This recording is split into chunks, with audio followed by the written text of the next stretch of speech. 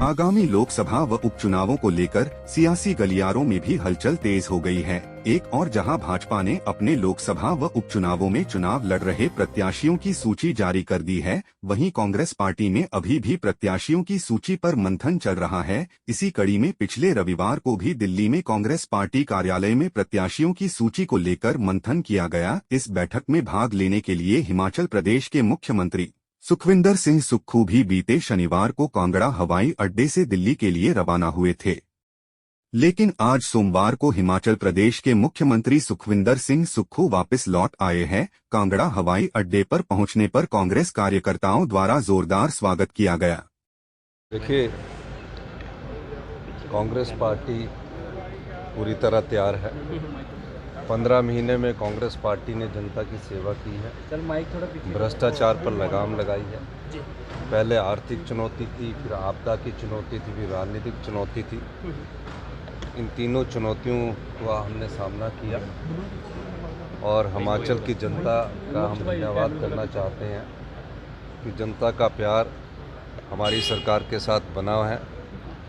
निश्चित तौर पर हमने 15 महीने में जो कार्य किए हैं, चाहे ओल्ड पेंशन स्कीम को लेकर है, चाहे हमारी जो बेटियां हैं जो 18 साल की उम्र पार कर चुकी है उनको आजीवन पेंशन देने की बात है, हर महीने 1500 रुपया देने की बात है, उसके हमने फॉर्म भरवाने शुरू कर दिए हैं।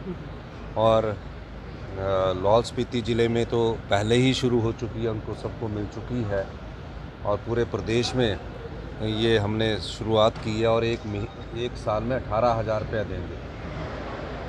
और जो किसान सम्मान निधि है उसमें 6,000 रुपया मिलता है। हम अपनी बहनों को, बेटियों को 18,000 रुपये देंगे। विधवाएँ 1,15,000 हिमाचल में उनके बच्चे पढ़ते हैं स्कूल में, मेडिकल कॉलेज में 1 लाख मेडिकल कॉलेज की फ़ीस होती है, नर्सिंग की फ़ीस होती है, प्रोफेशनल कोर्सेज़ की फ़ीस होती है, हॉस्टल की फ़ीस है। उनको हमने इस बजट में फ्री एजुकेशन की बात की है, उनका सारा खर्चा सरकार देगी। 70 साल से ऊपर के जो बुज़ुर्ग हैं उन बुज़ुर्गों की जो हेल्थ से संबंधित जो भी है वो सारा खर्चा सरकार उठाएगी। और पहली बार इतिहास में मनरेगा की दिहाड़ी 60 रुपये बढ़ी है, जो 1 अप्रैल 2024 से लागू हो गई है। हिंदुस्तान का हिमाचल प्रदेश पहला राज्य बना जहाँ दूध पर MSP दिया गया, मिनिमम सपोर्ट प्राइस दिया गया। हिंदुस्तान का हिमाचल प्रदेश पहला राज्य बना जहां प्राकृतिक खेती गेहूं पर MSP 40 रुपये प्रति किलो के हिसाब से दिया गया, मक्की पर 30 रुपये प्रति किलो के हिसाब से दिया गया। गाय का दूध मिनिमम सपोर्ट प्राइस 45 रुपये फिक्स किया गया, भैंस का दूध 55 रुपये फिक्स किया गया। ये सब ग्रामीण अर्थव्यवस्था को ऊपर उठाने के लिए हमारी योजनाएँ हैं, क्योंकि 90% हम लोग किसान हैं, गांव में रहने वाले, छोटी मोटी खेतीबाड़ी करने वाले हम लोग हैं, तो उनके लिए ये योजना लाई है। और हम जनता की अदालत में बताएंगे कि हमने आपके 15 महीने में सरकार ने आपके हित के लिए कार्य किया। देखिए, अभी तो सिर्फ 1.5 साल नहीं हुआ, 15 महीने हुए और 1.5 साल जून में होगा, जुलाई में होगा, तब तक और गारंटियाँ पूरी होगी। अब उन्होंने तो झूठ बोलना है, लोगों को ठगना है। ओल्ड पेंशन स्कीम मिल गई, वो गारंटी नहीं थी। 680 करोड़ रुपए की स्टार्टअप योजना वाली, वो गारंटी नहीं थी। 4 हर विधानसभा क्षेत्र में इंग्लिश मीडियम स्कूल खोलने की बात की थी। हमने पूरे विधानसभा क्षेत्र में सभी स्कूलों में पहली कक्षा से इस एकेडमिक सेशन में इंग्लिश मीडियम की शुरुआत कर दी है। 1500 रुपये की बात की थी, वो क्या गारंटी में नहीं थी। दूध का प्राइस की बात थी, वो क्या गारंटी में नहीं थी। अब इन्होंने झूठ बोलना है। झूठ जितनी बार सच से टकराएगा, जीत सच की होगी। जब लोगों के सामने नज़र आ रहा है तो ये जितना मर्जी झूठ बोल ले, और इसलिए झूठ के पर कभी झूठ बोल कर लोगों का ध्यान अपनी ओर आकर्षित करते हैं, जो कि सत्य नहीं है। देखिए, पहले तो ये समझना बहुत ज़रूरी है कि जो आपने बिकाऊ MLA अपने पार्टी के प्रत्याशी बनाए हैं,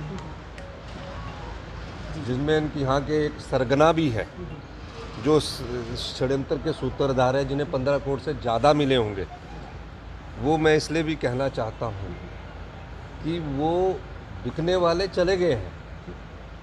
अब वफादार कांग्रेस के विधायक हैं।